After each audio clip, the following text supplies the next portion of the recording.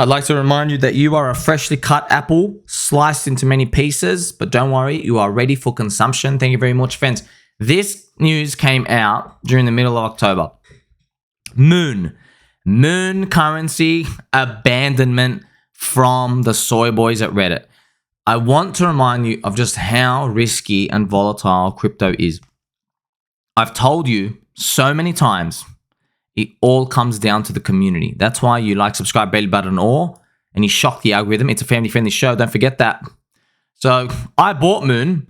I remember Chico Crypto did a video on it, and we played around in Moon. It was just someone found a way to remove the points credit that you got the Moon currency token from the Reddit chain, I think on XDAI, and then you could go and play around with it, and people speculated, and it is what it is, right? Just up and down, left, right. People speculated, did some moon shots here and there, and then a dump to oblivion.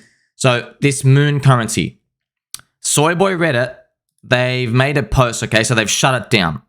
Okay, now don't forget, when it comes to this, you got to think about the intent of what's going on, and also when I'm talking about the community. You see, if you're in something that's decentralized, like real DeFi, you want to be in something that not one person can shut down. But it's not so easy because we know centralized things pump. You need something centralized to pump because the entity, the founders, they have all the supply. And then it's hard for them to get rid of it because they don't want to destroy the market. And those are the things that go up the highest. But also it carries risk. So this is the risk part, right? They just announced, you know what? We don't want to treat these collectibles as a thing anymore. And we're just going to keep, just going on and do something different. So that's why I want you to think about these just in the context of Metcalfe and the community. So you just did this big fat destruction candle on the way down. You don't want to wake up to this saying, oh, well, I've abandoned this. Because humans holding these currencies, it's such a fine line. It's really such a fine line. That's why we marvel at what Bitcoin did. Because Bitcoin started off with Lord Satoshi and it was able to continue and, stay decentralized as much as it can. Not fully decentralized, nothing really is, but it got to basically flesh itself out and grow over time, and it became bigger than Satoshi himself. Even though the spirit of him and his soul is still there, it grew beyond that. And that's the ultimate goal of every crypto. There are examples out here, though, that we have to look at.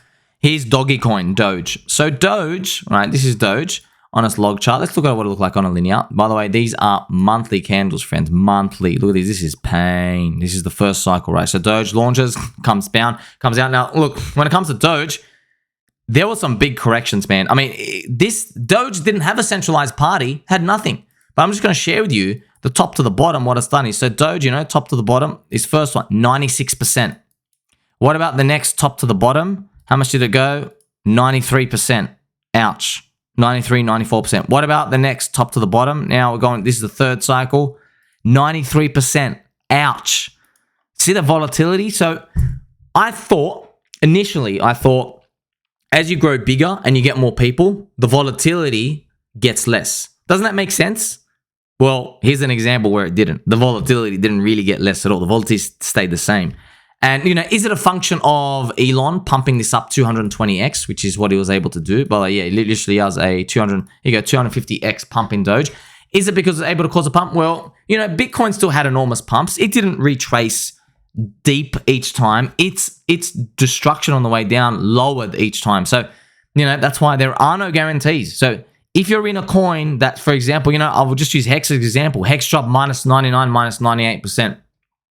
It does not necessarily mean in the next cycle it can't drop that again, because we have examples here where the volatility did not lower, but it is Doge, it is a meme. Maybe with the others they do, and that's something that's going to be very hard to formulate itself. That's why it really comes down to, man, in the euphoria, are you going to be able to get out? That's the thing. Mentally, you're going to be ready, because who else is getting out? This is a post made early in the month as well, friends. This was all the way back in October. Now, this was actually a fake account. Vitalik saying, if you see an article saying Vitalik sends ETH to an exchange, it's not actually me. It's always me donating to some charity. I haven't sold ETH for personal gain. So ETH and Vitalik, very good relationship because Vitalik believes in it. He's a very low cost individual. He doesn't need to sell Ethereum, but he's known for going around and dumping it here and there. Look, the truth is this. People don't care until Ethereum's price gets destroyed.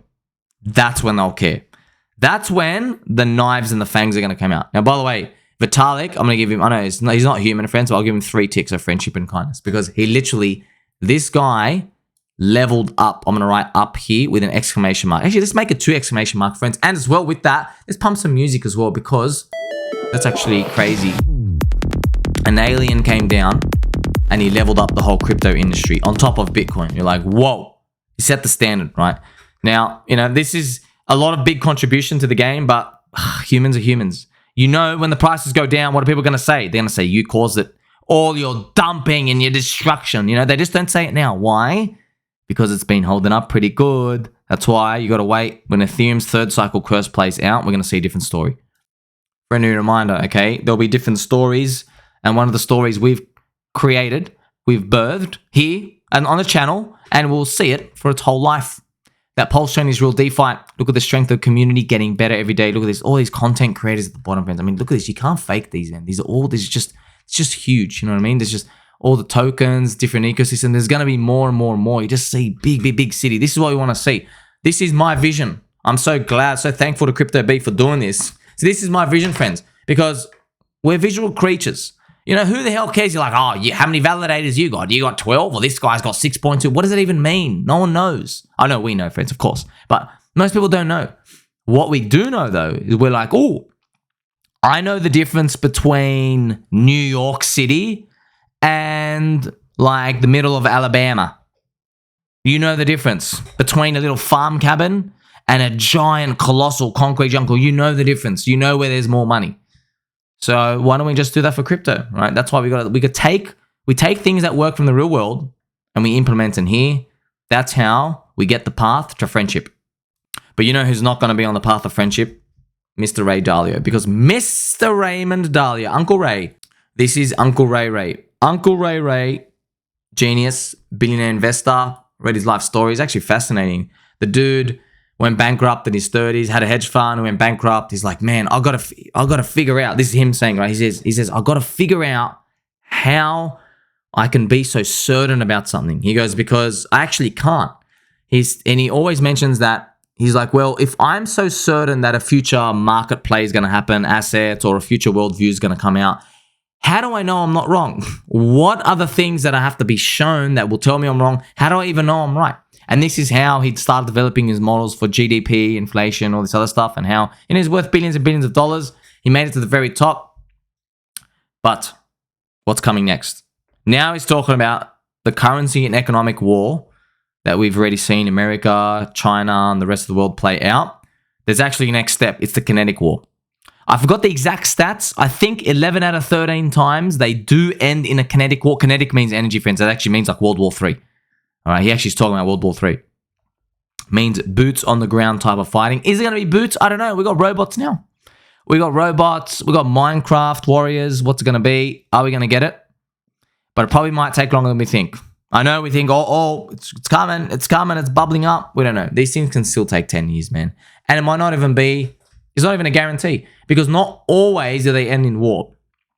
Something else might happen. But like it's hard to see China and America holding hands because they're on two opposite ends of the political spectrum. It's kind of communist, and then America capitalism. But America's got the UFO tech. I don't know if China's got tech. I've heard reports, by the way, friends. There are like leaks here and there that China, of course, they've been studying UFOs. China have a big UFO study, by the way. They're probably trying to reverse engineer with competition to America. They're trying to reverse engineer that tech. They're trying to find out, basically, how can we get our ships? This is it.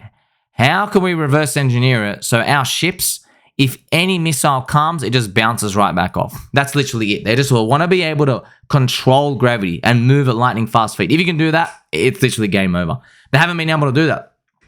Makes you also wonder, the aliens, the interdimensional beings, the non-human intelligence, they probably knew if they gave us too much of this information, we'd blow ourselves up in like 5 seconds. So I don't think we're going to solve all the pieces of the puzzle yet. I think this is going to be like a multiple decade mystery and journey to go on. Because think of it, friends. You wouldn't give like two monkeys, you wouldn't give them a hand grenade. You know what I mean? Like us humans, we wouldn't give a hand grenade to do two monkeys that are going to duke it out. You're like, well, I mean, one of them pulls a pin, it's all over, you know? You give them sticks. Just give them little wooden sticks. They can't hurt themselves with that. So, but until we get to that point, there's going to be more failed printer sessions. Yes. What does failed printer session means? It means, like in a nutshell, okay, it means probably the stock market goes up and everyone thinks it's all right, and then we crash back down to this level, all right? And then we go up, they try to printer again, and then we crash back down to that level. You know what I mean? And that is like a 10-year sideways period of stonks. Now, you don't know. We're not going to know, friends. So as this is playing out, this is stock market, right? Because stock market's like up here, come back down. Stock market's around here right now. That's where we are right now. Now, we don't know. So this might literally be 10 years, okay? This might be 10 years. So at the top, we're going to be bullish. At the bottom, we're going to be bearish. It's going to go back up. We're going to be, now the bull market starts and it might come back again. And then, well, you know, it might just be 10 years. It might be like from the year 2020 all the way, probably 2021, all the way to around 2030, 2031. It might be like that. But remember, the stock market doesn't do ranges like this, friends. It doesn't have to. It can do a range like up, down, up, down, break the low, like it does these big mega firms. That's why it's very hard to predict the stock market. And we all know we're not having enough babies. We're not immigrating enough. The world's having a population problem, of course, with the baby boomers because of the debt. Inverse pyramid, it's going to collapse if they don't do anything. So there has to be more printer sessions. Let's pray that when the euphoria comes in the midst of all those printer sessions, that we get some emotional money coming into crypto to give us higher price discovery, because we're going to be all ready to act. I mean, I think you've seen enough of the past now. We've got our skeptical hats on, but we're still super bullish. Make sure you like, subscribe, belly button, all. Tell mum and dad we do love and appreciate them. We are not going to world war with mum and dad or anybody else in the street. Catch you in the next one.